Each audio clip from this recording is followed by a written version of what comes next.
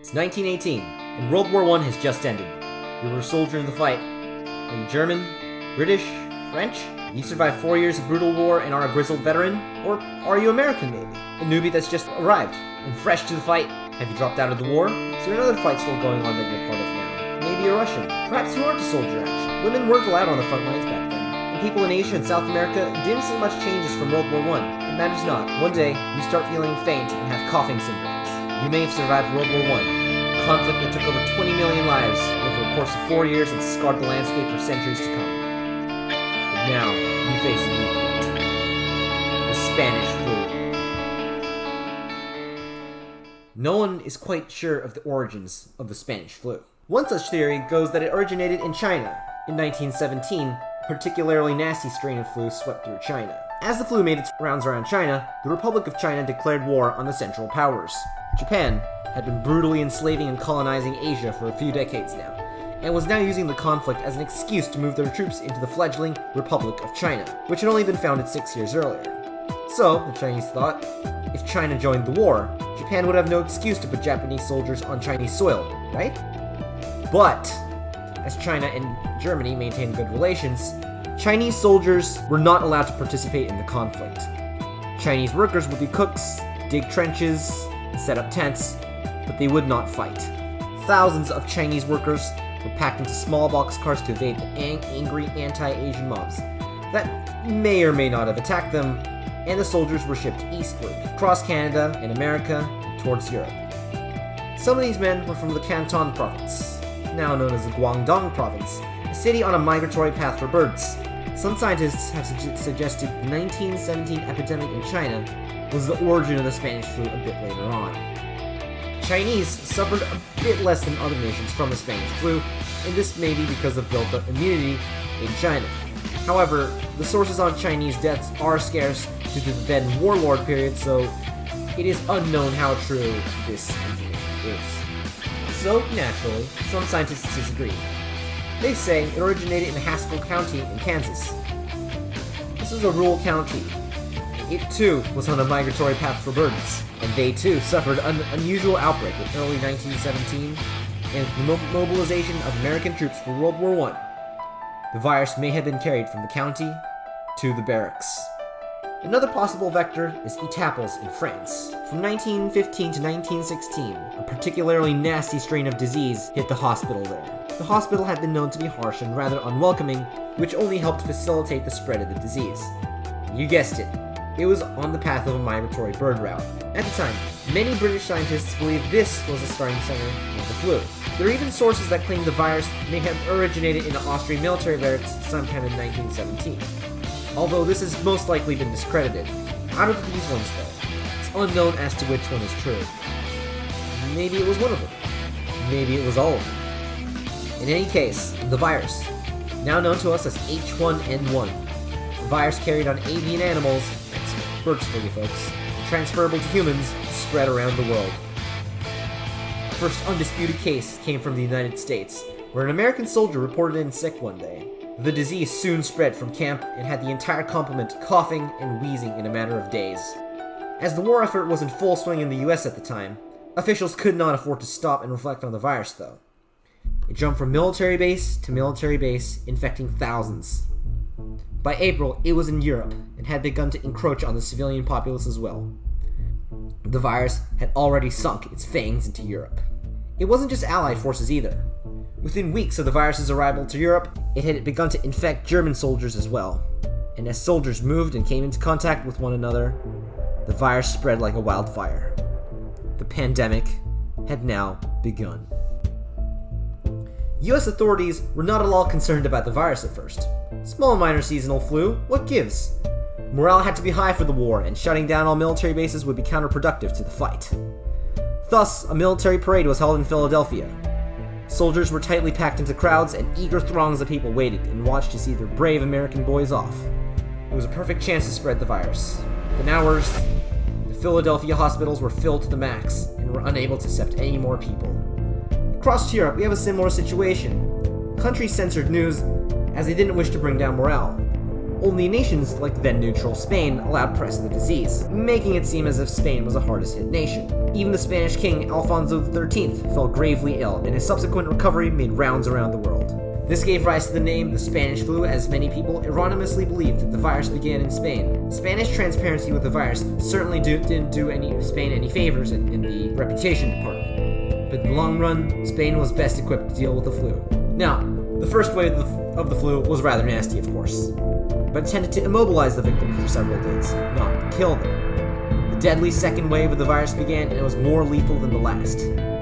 Normally, a mild strain that does not kill the victim is a better way for the virus to propagate itself. A severely ill patient in normal times stays home, while the mildly sick patient roams around free. In wartime, this was reversed. A mildly ill soldier would remain in the trenches and keep the mild strain to himself, while a severely ill soldier would be packed onto a cramped boxcar and sent to an even more cramped war hospital, spreading the deadly virus further.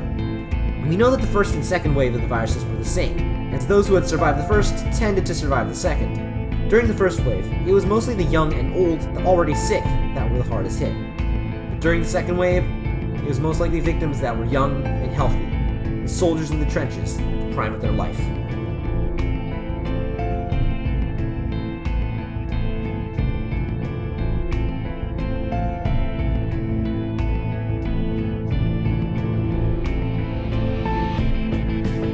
As the war drew to a close, soldiers began returning home. The Spanish flu spread into Ireland by returning Irish soldiers. India was very hard hit, with as many as 17 million dead, 5% of the populace. The Dutch East Indies reported 1.5 million out of 30 million inhabitants. Samoa was hit hard, as was Iran, with both losing 22% of their population. 205,000 people in Britain died, and France faced up around 400,000 deaths. Somewhere between 500,000 and 650,000 people died in the US. Native American communities were particularly hard hit. 300,000 people died in Brazil, and 50,000 died in Canada. 100,000 people died in Ghana, and around 5,000 people died in Ethiopia. Other nations all around the world suffered similar fates. But after the lethal second wave, cases of the flu dropped significantly. By the end of World War I, the flu was gone in Philadelphia. Although new cases would pop up here and there from 1917 up to 1920, nothing would rival the deadly second wave. Most of Europe was still up in arms about World War I, and soon, the world rapidly moved on from the virus. The war was over. Estimates at the time recorded around 20 million deaths, around the same as World War I. However, more modern estimates have placed the death toll at around 50 million, and high estimates at around 100 million. That's as many deaths as World War I and World War II combined, in a shorter period of time. A strange method of dying during the flu may have been from aspirin poisoning. Aspirin poisoning occurs when too much aspirin is taken. Due to the complications of the virus, many people were given aspirin. When taken in the right dosage, the aspirin helped, but the aspirin was handed to the people in containers. And at the time, not all people knew how to read the instructions at the side of the containers, as literacy rates were much lower at the time. This resulted in people overdosing in aspirin and getting aspirin poisoning. Obviously, a virus like this would have major impact on society and history. The Brazilian president Francisco de Paula Rodrigues Alves was killed by the virus. Aniseki Taipo, the Queen of Tonga, was also killed. Frederick Trump, the grandfather of Donald Trump, was also killed. The virus may have impacted the war itself, too. The Spring Offensive of 1918, also known as the Kaiserschlacht, was an astounding failure, in part due to the Spanish flu. And most importantly, Woodrow Wilson fell sick during the Treaty of Versailles. Woodrow Wilson may have been a slight bigot and had negative feelings towards the Germans, but the harsh Treaty of Versailles, which arguably helped kickstart World War II, may not have been as harsh under Woodrow Wilson, as his 14 points included in them a handbook of how to craft a proper treaty so that the Germans would not be too offended. Even more famous people included the Prime Minister David Lloyd George, German Kaiser Wilhelm II, Gandhi, American General John J. Pershing, writer T.S. Eliot, and Walt Disney. Even Franklin Roosevelt had the virus. Some celebrities did indeed die. Among the ones I've mentioned, Egon Schiele, an Austrian writer, and Gustav Klimt. Lenin's would-be successor, Yakov Serdov, died of the flu as well, clearing the way for the one and only Joseph Stalin.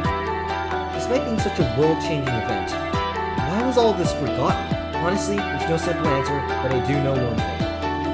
World War I. That's right. The war greatly overshadowed the disease. and many people saw it as an extension of the horrors of war. Additionally, unlike the war, which densely impacted the young 20-somethings, the flu was more evenly spread around the populace, making it less noticeable to some.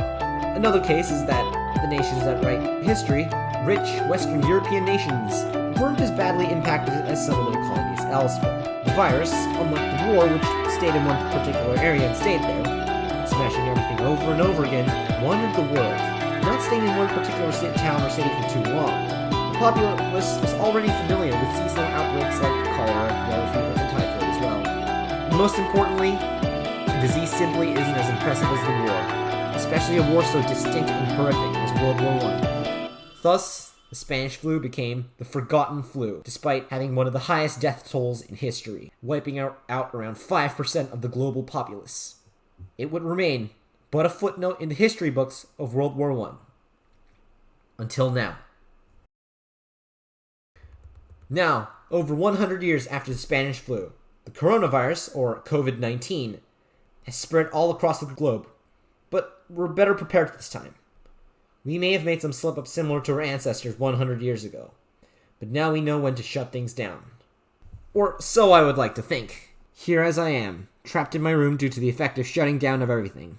Maybe a future viewer is watching this someday and shaking his head at how wrong I was, how awful the COVID-19 pandemic was, and lamenting the lives of the lost. But I hope that's wrong. I pray that's wrong. The Spanish flu was a horrific event in history that claimed the lives of over 100 million people. And I have full respects to the brave workers that risked their lives to treat those that were infected with the flu and ease their sufferings for a little while longer. The COVID-19 outbreak of 2020 and the Spanish flu may have many similarities, but I hope, from the bottom of my heart, that we will not repeat history again. Stay strong, y'all. The sky's up, and I wish you all a healthy day.